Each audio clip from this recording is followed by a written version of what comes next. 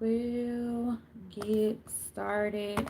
I am going live on YouTube as well as Facebook at the same time. The title of this video is Why Men of Means Pay Up After Divorce. Okay, so if you are a not single, if you are a stay at home girlfriend, stay at home wife, stay at home mama, this video is for you. If you can't watch it right this second, save this and come back, right? And we're going to get right into it. So, as I become more knowledgeable and aware in the financial services space, things started to click and make sense for me. So, one thing is, you'll hear people say, oh, Kobe's wife wasn't shooting with him in the gym, or Shaquille's wife wasn't shooting with him in the gym. Why does this individual deserve to walk away with money after a divorce? So I'm going to start off talking to wives and stay at home mothers who are married. Okay. Why does this individual deserve after divorce? And then I started to think about it again as I become more knowledgeable in the financial space. If a woman is a stay-at-home mom, right? Like, let's say she has absolutely no income or things of that nature. What happens to her in retirement? What happens to her if her and her husband divorce? So if you're a stay-at-home mom, stay-at-home wife, and you've been at home for years, that means that you're not contributing to Social Security. You're not necessarily contributing to a retirement plan, unless that's something you and your husband have thought about and talks about, which hopefully this video will inspire that conversation. So do me a favor, as you come in, press the like button, press the love button. Be sure to comment. I will reply either live or afterwards. And if you want to connect with me to have a conversation, let's absolutely do that. I forgot I took my thumbnail off. I'm getting my real nails done tomorrow. These are press on. So I'm not gonna let that drive me crazy, but yes, I know I'm missing the nail. I peeled it off this morning. I'm gonna be doing some cleaning up today. All right, so let me get into the content. What happens? Did you know that stay-at-home moms often face unique financial struggles, especially after divorce or being widowed? So it doesn't have to be a you're getting divorced. It could be a my husband passed away. And the husband can pass away untimely, so to speak, right? So let's say the husband passes away before the woman is even old enough to collect, let's say, Social Security. If she's going to collect Social Security, then what does she do? So let's say an individual is like 55, their husband passes away, they can't collect Social Security until like 65, 66, 62, whatever, depending on when they were born. So these next 5, 6, 7 years, what are they going to do? So let's shed light on the facts and figures surrounding these challenges, okay? So the first thing I want to talk about is post-divorce financial struggles. After divorce, stay-at-home moms find themselves suddenly thrust into financial independence, right? So you've been a stay-at-home mom, you're a stay-at-home mom, now you and your husband divorced. Maybe he makes enough money, you're going to get alimony, maybe you'll get some child support. However, you also want to think about creating some income, because according to aacfl.org, 44% of women fall into poverty after divorce. Okay, that's a significant number of divorced mothers experiencing a drop in their income, and that makes it challenging to provide for their families. Now let's say widowhood, right? So widowhood, what happens when women are widowed? Losing a spouse is already emotionally devastating. The financial burden can add another layer of stress, though. Research shows that widowed women often encounter financial difficulties grappling with income disparities and potential reductions in Social Security benefits. More than 15% of women widowed at the age of 54 before they are eligible for Social Security retirement will be in poverty upon the death of their husband. That is according to the Social Security Administration, SSA.gov. Okay. And then according to consumerfinance.gov, 16% of new surviving spouses have income below the federal poverty level. So that's approximately $12,300 for a one person household. So the last thing that we want to do, ladies, is end up divorced or end up a widow and end up temporarily, I'm not saying you're going to permanently stay in poverty, but you end up temporarily in poverty and trying to figure it out, right? One of the ways how I help solve for this, ladies, whether stay at home ladies specifically, whether your husband completely controls the finances or not, whether you all do it together, it is very, very important that he has life insurance outside of his job just in case you end up a widow. You and your children will be taken care of and taken care of well for multiple years to come, right? This is why people need more than $25,000, $50,000 of life insurance thinking they're good, especially if you have children under 18, okay? But that's not even, well, that does tie into what I do. So if you want to have that conversation, feel free to contact me. All of my info is in the bio, or you can slide in my inbox. Issues in retirement. As stay-at-home moms age, challenges persist. Many face retirement with limited savings, having prioritized their families over personal financial planning. About 27% of mothers that stay home share that a share that has remained stable for about a quarter of a century. According to the Transamerica Center for Retirement, more than half of stay-at-home moms don't have a retirement strategy, while 75% of stay-at-home parents plan to rely on their spouse's income in retirement. I got that information from an article in Forbes, right? So what does that look like? There is something called spousal individual retirement accounts. So there is an IRA account for spouses that stay at home. Man, I know you could be a stay-at-home husband, father, etc. But this is for the ladies, but take the meat, leave the bone, do what you want to do with it. Annual contribution of $5,500. If you're over 50, you can contribute $6,500. So ladies, wives, your husband can be contributing to a retirement plan for you. This is why men of means pay up when they divorce.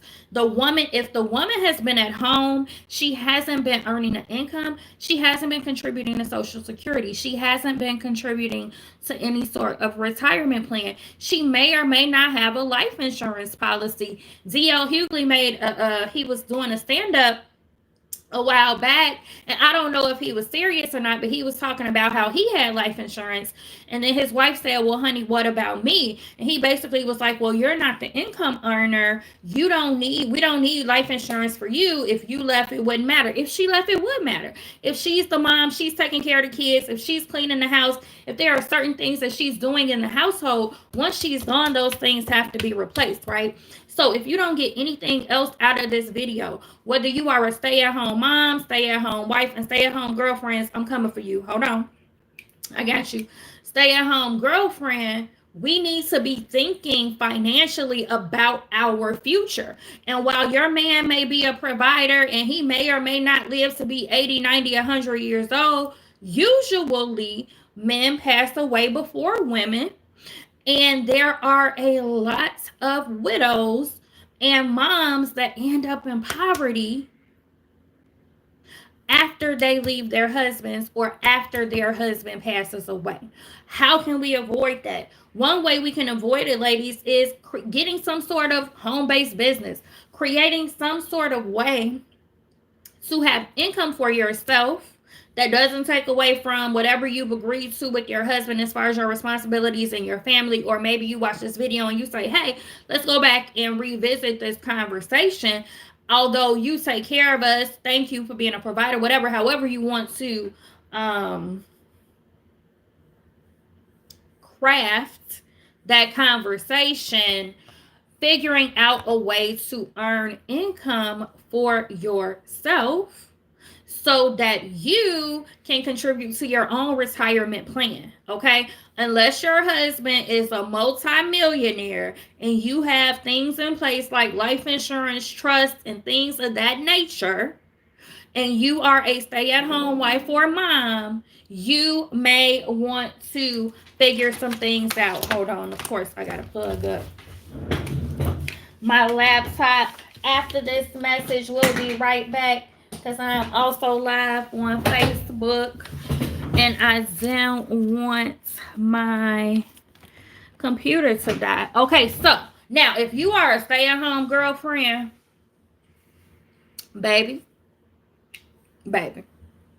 listen to Auntie. Okay, I'm an auntie. I've been auntie since 1992, so y'all see that gray hair right there, okay?